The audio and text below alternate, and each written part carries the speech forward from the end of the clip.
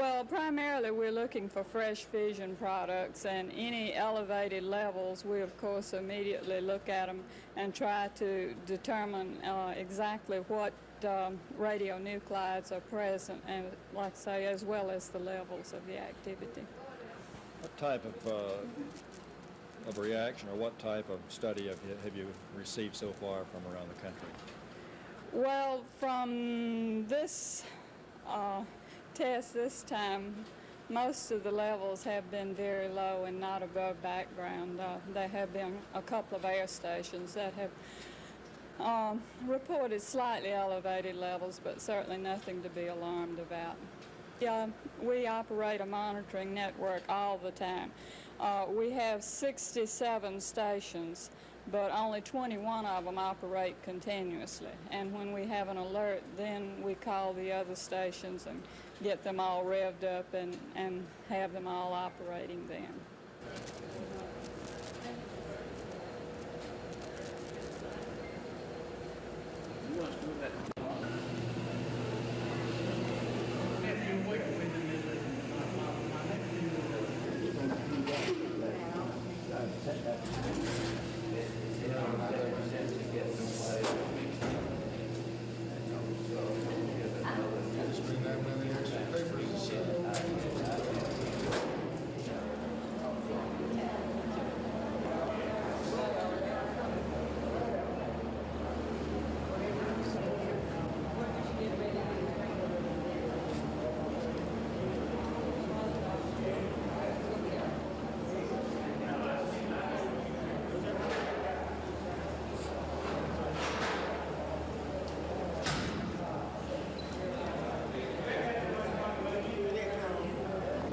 There were charges today that the nursing home industry in the state was being ripped off by the State Board of Health.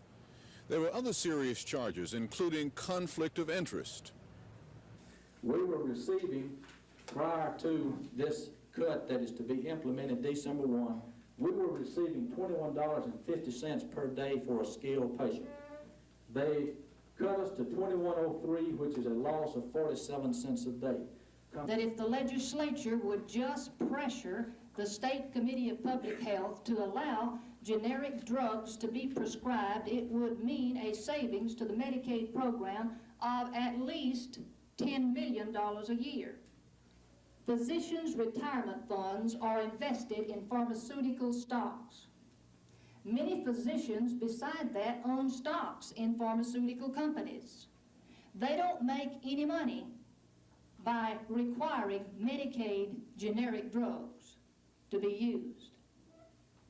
They do make money directly or indirectly by requiring the more expensive brand name drugs. The legislature has cut back on the Medicaid appropriation substantially. That means that every program in Medicaid has to be proportionally cut. The cuts that are made in nursing homes are being made in every other aspect of the Medicaid program. What you've seen here today appears to me to be a suggestion by the Nursing Home Association that they should not bear their fair share of the cuts that have to be made. And secondly, there's a question in my mind as to whether or not what we've seen here is not something in the nature of a pressure tactic by the Nursing Home Association to try to force the Board of Health to give them preferential treatment.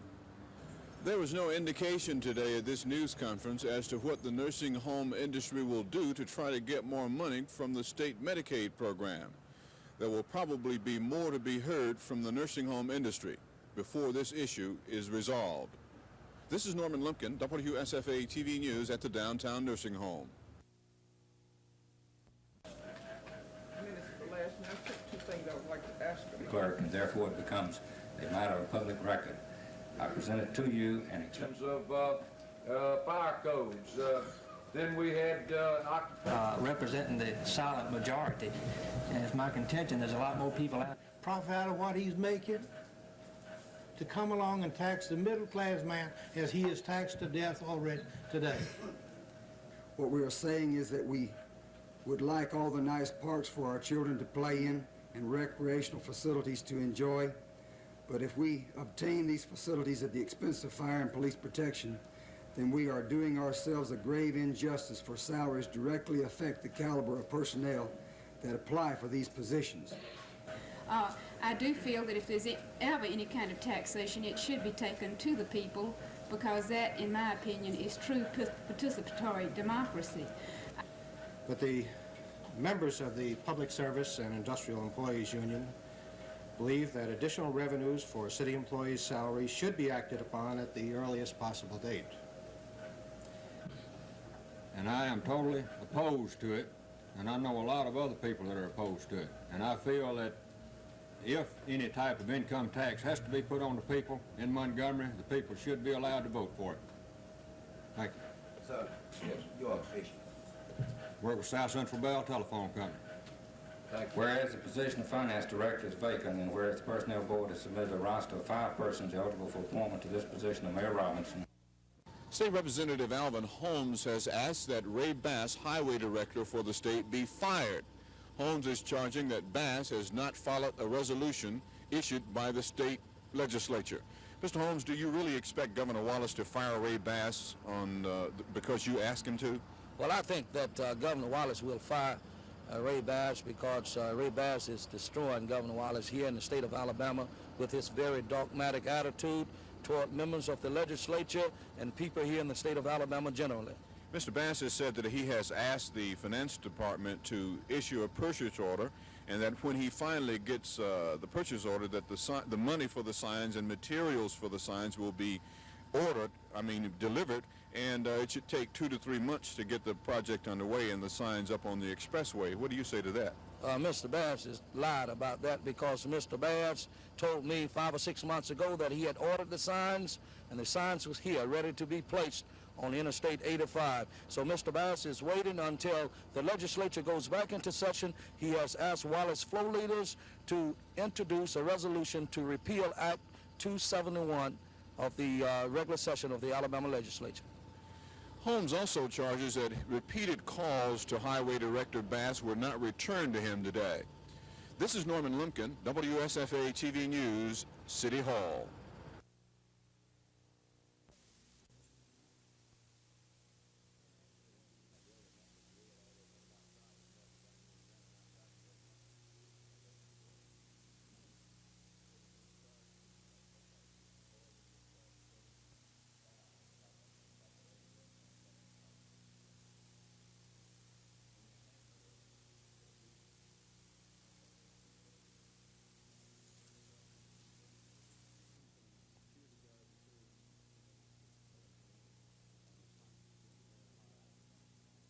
There was a malfunction in one of the safety devices, but so far we're not sure which one. What's this going to do to heating at Huntington College? Really nothing, because as you can see, we have another boiler here, and we'll be able to be in operation Monday when school supposed to start back. Of course, we've got a lot of cleaning up, repair work, and so forth you can see to do, but I believe that we'll be able to open up on schedule.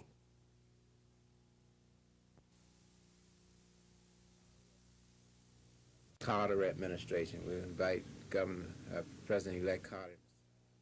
The message is, and it's a message that all mayors are sending, is that we need help for the cities. It's very obvious. We don't expect the federal government to bail us out, but we do expect the federal government to become more concerned about the plight facing the American cities, in particular in rural Alabama and in the South. It's good to have a man elected like Jimmy Carter, a man from the South who understands the problems of the people in the South and who understands the American people in general. I think that he demonstrated that during the election, and that's why he was elected our president, and we're very pleased about it and looking forward to meeting with him.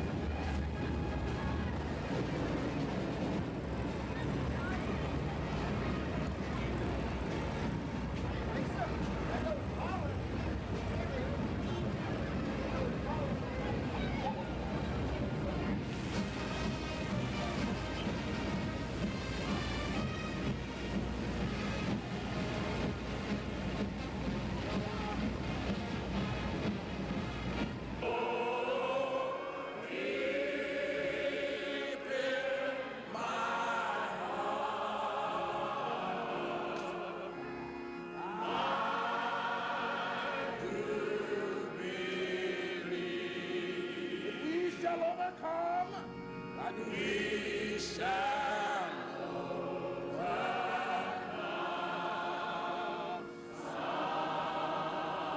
someday. I know that you don't get freedom out here with a gun, a pistol, with bombs. You don't win it like that. No, you don't win it like that. Yeah, you just don't win that kind of war like that. So that's why I'm going to go around and try to train myself speaking to the young people and tell them some of this that I went through with when I was young. And I'm so glad that I had sense enough to get my freedom in the right way. Tonight we'll cut the ribbon with Mr. Emery Farmer as president of the council during the honors, along with some of the Ice Capades people. And then, of course, on December the 14th, as I said, the official grand opening will be held in which the mayor will have charge of those festivities. Are you getting any reaction from folks in the area about the convention center? Well, yes, of course, we're getting a lot of people who are interested. They're very complimentary to the building, and we've gotten a few people who are griping about the fact that we're having a few long lines at the ticket office. And yesterday, the weather dropped down very cold, and a few of them were complaining because they were outside. So we were able to move some equipment around and get the inside ticket windows open for today. And but these are normal things with the building opening, you know, with some problems. But by I think the mobile unit idea has merit. Our shops, in many cases, cannot be extended, cannot be enlarged enough to take care of the waiting list of people.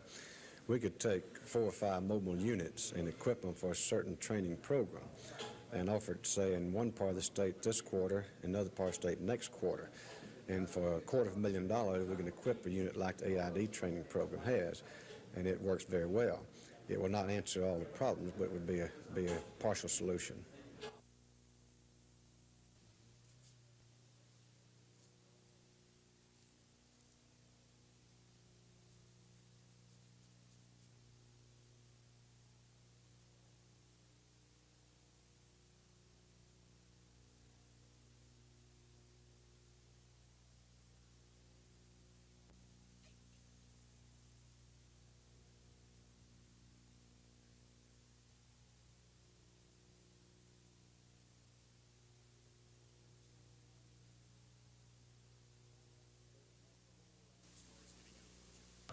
They knocked a hole out into the catwalk and had a homemade rope out of bedspreads and tied to the bars and come down the outside of the windows on the outside of the courthouse. Do you know what the men ran for, or do you know who they were? They have the names upstairs. I know, I was looking at the records there a while ago, and both of them were in foul robbery, and I think both of them has been convicted and have previous records. How many units are looking right now in Montgomery for these men? We have approximately 10 to 12 units of the sheriff's office out, and then, of course, the police department, they have a bunch of units out, and also your state troopers. These 2 boys, the addresses were Birmingham addresses, so naturally we're looking for them to try to go north.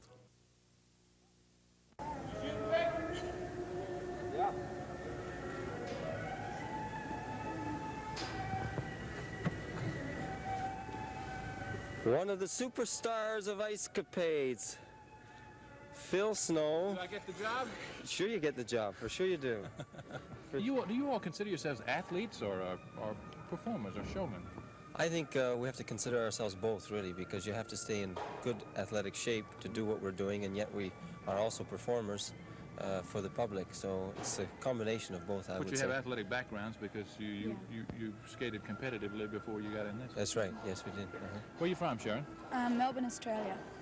And you're a skating champion down there? Yep, Australian champion. Mm-hmm. How do you like this this professionalism? I love it. You get to travel all around? Yes. All the country? Yep. Look, you know, probably 95% of the people who will be out to see you have never even seen a pair of ice skates. So why don't we do something that perhaps could help them enjoy the show a little better? So Sure. something to make them appreciate the ice skating a bit. You want to? Maybe Sharon can show us a nice layback spin, Sharon. Okay. There are many different variations of spins and combinations thereof. This spin is usually done by the women. It's called a layback spin. You see the big arch in the back, and balancing on one foot. Very, very nice. Good. Very good. Smiling all the while? Sure. Old Okay. performer there, you see. I mean, that'd look good for an amateur. Oh. All right, Don, how about you trying something for us? Okay. Oh, excuse me. What's he about to do, sir? Don's doing a camel spin, and now he's doing a sit spin. So it's a combination spin called a camel sit. Now he's going to do his famous fast spin. Amazing. Fast. Gee. What kind of sensation is that when you're spinning there? What's going on? Well, you have a lot of centrifugal force pulling arms out, and that's the whole idea to get the speed, is to bring the arms and legs in. The tighter you can bring the arms and leg, the faster the spin goes. When you're first learning, you do become dizzy, but you train after doing it over and over that you try not to focus when you're spinning, but when you stop, you try and focus on something immediately.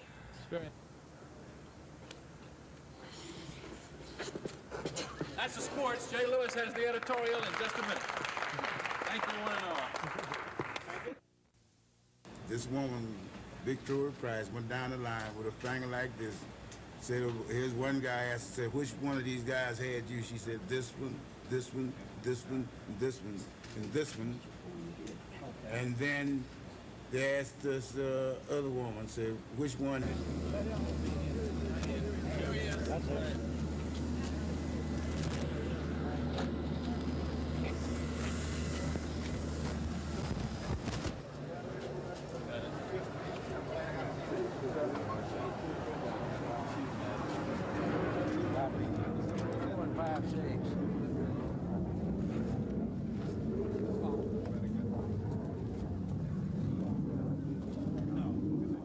NAACP officials do not believe it was a new concern for justice, which finally caused Alabama to pardon Clarence Norris.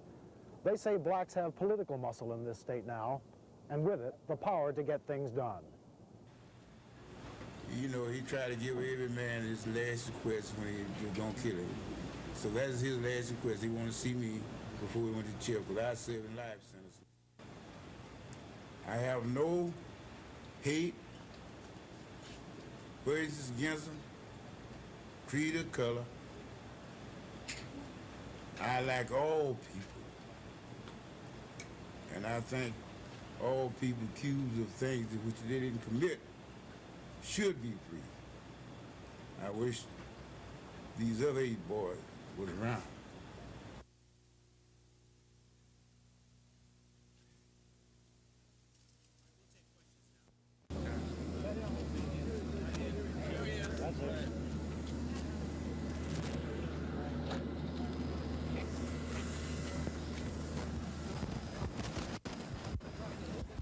Beginning 24.00200.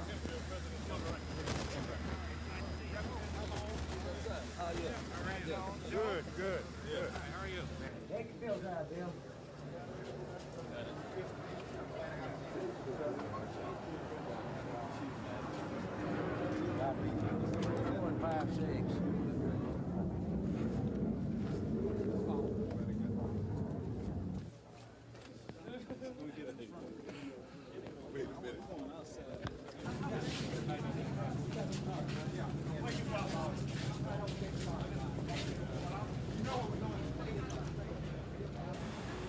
You know,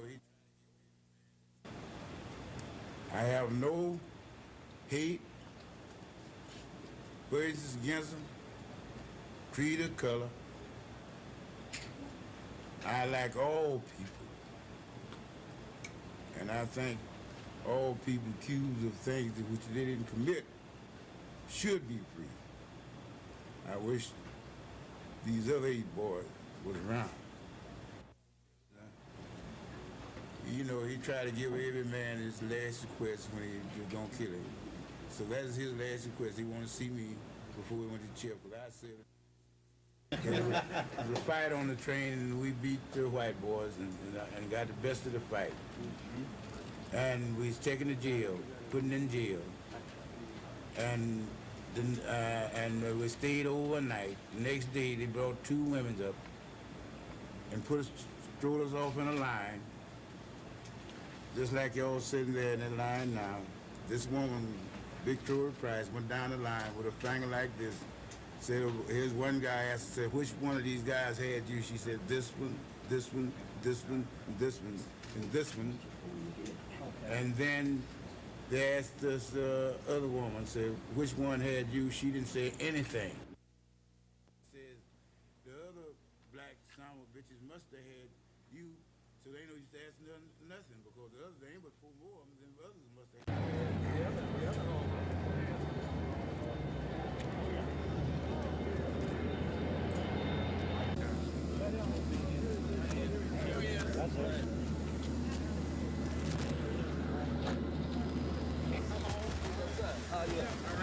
Good, good. How are you? Good, man. John Alford. How you doing? Yeah, board member. Hey, Joe. Hello, I'm Joe Reed, member of the City Council of Montgomery. How you doing? Just fine. Hey, Nate, how you doing? We're glad to have you back. Feel good. As long as I'm free, it feel good. Do you feel it took a long time to get justice? I'm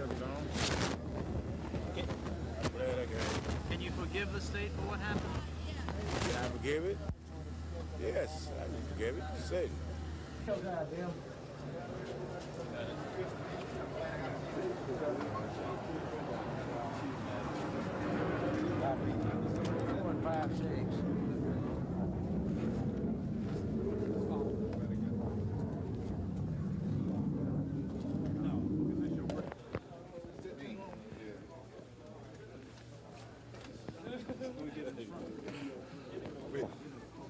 Come on.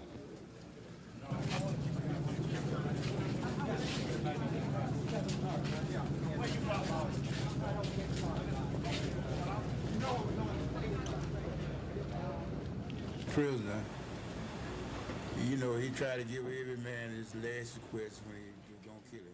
Now, in compliance with the authority vested in the State Board of Pardons and Paroles by the Constitution and laws of the state of Alabama to grant pardons and to restore civil and political rights, it is ordered that a pardon be granted to the above named as a result of the above stated conviction and all prior disqualifying convictions, and it is further ordered that all civil and political rights which were lost as a result of the conviction be, and they are hereby restored, given under the hand and seal of the State Board of Pardons and Paroles, this, the 29th day of November, 1976, State Board of Pardons and Paroles by Norman F. Urshery, Chairman.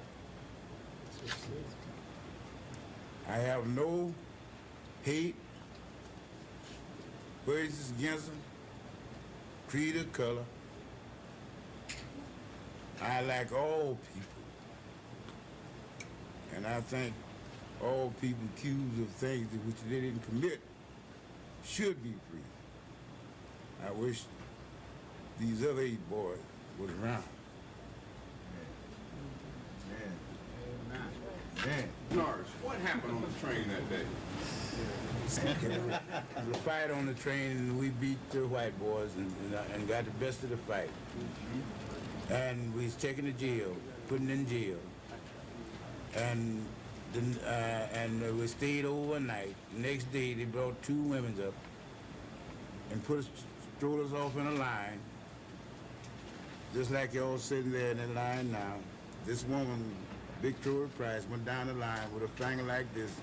Said, here's one guy asked, said, which one of these guys had you? She said, this one, this one, this one, this one, and this one. And then they asked this other woman, said, which one had you? She didn't say anything. Yes. You said you would not discuss possibility of a lawsuit. Does that mean that you're thinking about it? No, that doesn't mean that. It just means that we're not prepared to deal with that subject today. We have not given any thought to it. We are concerned, our major focus has been obtaining a pardon from Mr. Norris. Now, what happens after that is something that the future will have to reveal. We have not reached any conclusions about any remedy that Mr. Norris may have. You said you haven't reached any conclusion. That means that you have discussed it. No, I'm not conceding, I'm not even conceding that. But you just I'm did. saying that we are not going to that subject today at all. 64-year-old Clarence Norris is a free man. But the 8 other youngsters who was with him back in the 30s, nobody seems to know where they are or what happened to them. And then looming in the background of all of this is the possibility that the NAACP could bring a lawsuit against the state of Alabama on behalf of Clarence Norris. This is Norman Lumpkin, WSFA TV News at the Dexter Avenue Baptist Church.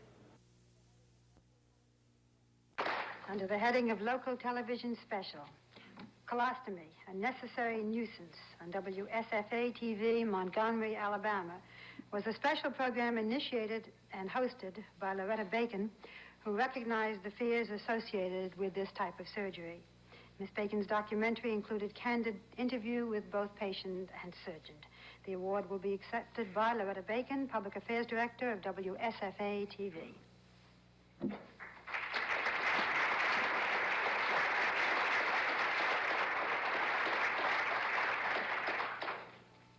I first of all want to thank very much the American Cancer Society in Alabama and also the Montgomery unit. And in addition to that, of course, the management of WSFA TV that had the faith to give me the job to begin with.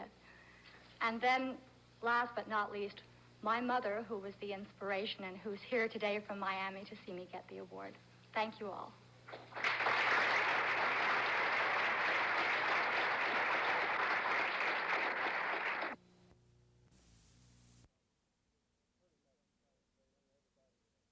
Pretty much the same feeling. Everybody was pretty dejected early in the evening when the southern states started coming in, but I think everybody's beginning to feel now that we have a chance, and we feel like it's going to be a real horse race.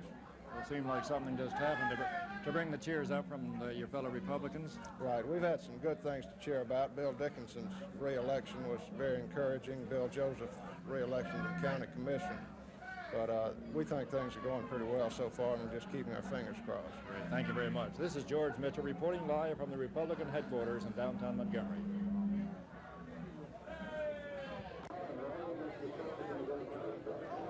Bob Lewis Odom is the state coordinator for the Carter campaign, and we asked him for an assessment of the Carter victory here in Alabama.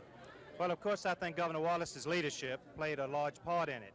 It made it possible, though, for many other people to go to work. I was pleased with the tremendous outpouring of votes we had all over Alabama in the urban areas for Governor Carter. Doris Crenshaw